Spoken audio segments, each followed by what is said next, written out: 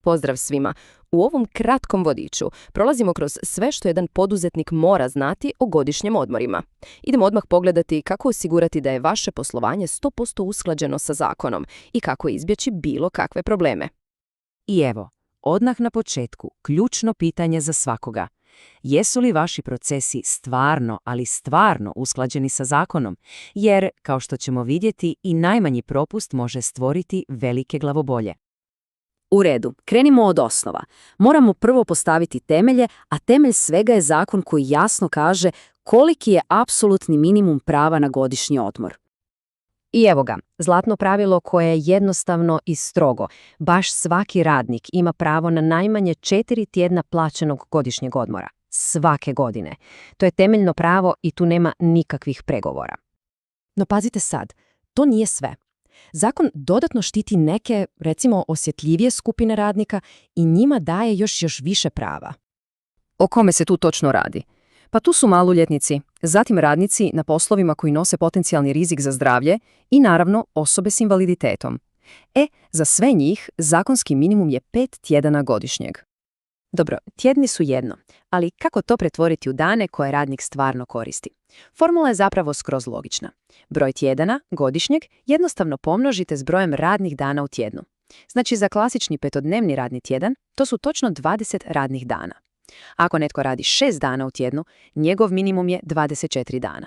Princip je uvijek isti. A sad dolazimo do onog dijela gdje stvari često zapnu.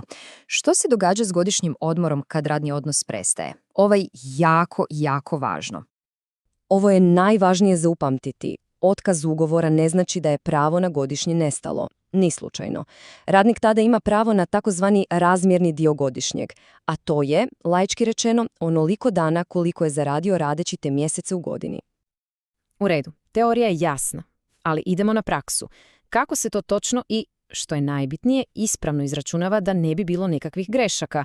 Prođemo korak po korak kroz jedan konkretan primjer. Znači, zamislimo da radniku ugovor prestaje 25. kolovoza. On je dakle odradio 7 punih mjeseci te godine. Prvo, napravimo razlomak. 7 od 12 mjeseci. Taj razlomak onda množimo s ukupnim brojem dana godišnjeg na koje radnik inače ima pravo. Recimo da je to 26 dana. Dobijemo 15,16. I sad, pazite ovo je ključno. Zakon kaže da se taj decimalni broj uvijek, ali baš uvijek zaokružuje na prvi veći cijeli broj. Dakle, naš radnik ima pravo na 16 dana razmjernog odmora. I naravno, logično pitanje koje se odmah nameće jest, a što ako radnik tih 16 dana jednostavno ne stigne iskoristiti prije nego što ode iz firme? Tu je zakon kristalno jasan. Poslodavac mora isplatiti novčanu naknadu. I to za svaki, ali baš svaki neiskorišteni dan. Ovo nije stvar izbora, nije stvar dogovora, to je apsolutna zakonska obveza poslodavca. U redu. Sad kad znamo što se mora, ajmo vidjeti što se apsolutno nikad ne smije raditi. Postoje, nazovimo ih tako, crvene linije koje zakon ne dopušta da se prijeđu. Pazite dobro na ove dvije stvari. Prvo, bilo kakav dogovor ili sporazum gdje se radnik kao odriče svog prava na godišnji je automatski nevažeći, kao da ne postoji. Drugo, jednako je nevažeći dogovor da se radniku plati umjesto da koristi godišnji dok je još zaposlen. Da ponovim, da bude sasvim jasno, isplata je moguća samo i isključivo u onom jednom slučaju, kod prestanka ugovora o radu. A ako se pitate zašto toliko inzistiramo na ovome, pa brojka govori sama za sebe.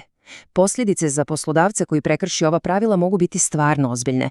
Kazne se mogu popeti sve do vrtoglavih 13.270 eura. I za kraj idemo proći još par brzinskih, ali super važnih pravila koja su bitna za svakodnevno funkcioniranje i planiranje. Znači prvo, radnik bi trebao iskoristiti bar 2 tjedna godišnjeg u komadu, bez prekida. Drugo, onaj dio godišnjeg koji se ne iskoristi u tekućoj godini može se prenijeti u sljedeću, ali postoji rok. Taj preneseni odmor mora se iskoristiti najkasnije do 30. lipnja iduće godine. Ok, ajmo sve ponoviti.